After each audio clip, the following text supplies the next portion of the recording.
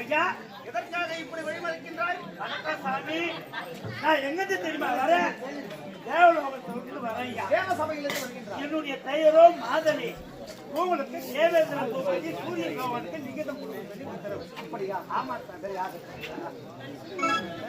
அப்ப நான் கலந்துங்களா? இருந்தா ஒரு 500 ரூபாய் கொடு, இல்லைன்னாக்கா ஒரு 2000 கொடு.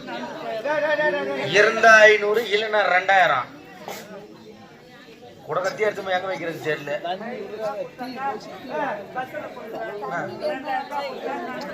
ஏன்னா போகும்போது வாங்கி விடுவேன். விழப்படா அருணா, என்ன லிகிதம் அது? சுவாமி, தேவேந்திர பூபதியோ இப்பொழுது தேவர் மூவர் அனைவரும் வந்து குட்டி ஆலோசனை. அப்படியா?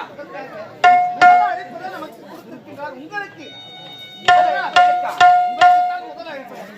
உடனே நீங்க செல்ல வேண்டும். அருணா, என்ன உரைக்கின்றார்?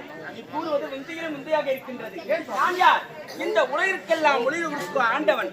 அப்படி இருக்க நான் சென்று விட்டால் இந்த உலகமே இருளடைந்து விடும் அல்லவா?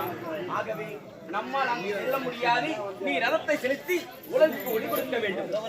சுவாமி, நீங்கள் கூறுவது நீங்களும் அந்த கூட்டத்துக்கு சென்று விட்டால் இந்த உலகத்துக்கெல்லாம் ஒளி தர முடியாது. உலகமே இருந்துவிடும். ஆமா சுவாமி, எனக்கு ஒன்று தோன்றுகின்றது. அப்படியா?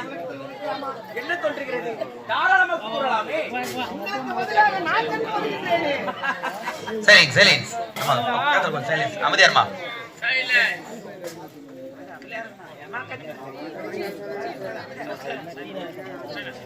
அருணா, உன்னை நான் நினைத்து சிரிப்பதா இல்லை சிரிப்பதா என்று எனக்கு தெரியவில்லை. ஆமாம் அருணா, ஒரு அங்கீனமற்றவன்.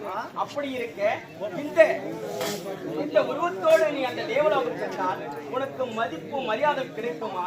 இல்ல அந்த புகழ்மலை தான் நீ பெற்று வர முடியுமா? உங்களுக்கு அதுதானே சந்தேகம்? ஆமா, நான் இப்படியே சென்றால் எனக்கு மாலை மரியாதை மதிப்பு மரியாதை கிடைக்காது என்று இருக்கின்றீர்கள். ஆனா நான் செல்கின்றேன். மாலை மரியாதையோடு வந்து உங்களை நான் பார்க்கின்றேன். அப்படியா? ஆமாம் சுவாமி. அருணா, நான் எவ்வளவு கூறியும் நீ என் சொல்லை கேட்கவில்லை. ஆகவே நீ போகத்தான் வேண்டும் என்று உரைக்கின்றாய். ஆமாம், அப்படி நீ சென்று வா. ஆனால் அங்கு உனக்கு மதிப்பு மரியாதையும் கிடைத்தால் என் முகத்திலே விழிக்க வேண்டும். அப்படி மதிப்பு மரியாதையும் கிடைக்காவிட்டால் என் முகத்திலே நீ விழிக்க கூடாது. போ.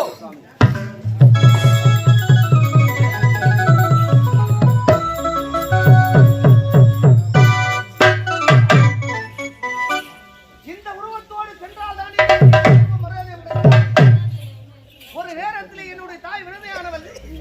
நான் இப்படி பிறந்து விட்டேன் என்ற காரணத்தினால் எனக்கு 2 வரங்கள் கொடுத்தார். என்னவென்று, நான் எந்த நேரத்தில் எந்த வடிவை எடுக்க வேண்டுமோ நான் ஆசைப்பட்டது போல் அது போல் எடுக்கலாம் என்று. அதனால் இந்த உருவத்தோடு சென்றால் எனக்கு மாலை மரியாதை மதிப்பு மரியாதை கிடைக்காது. அதனால் இப்பொழுது அழகான பெண்ணாக உருமாறி இப்பொழுது தேவலோகம் சென்று மாலை மரியாதை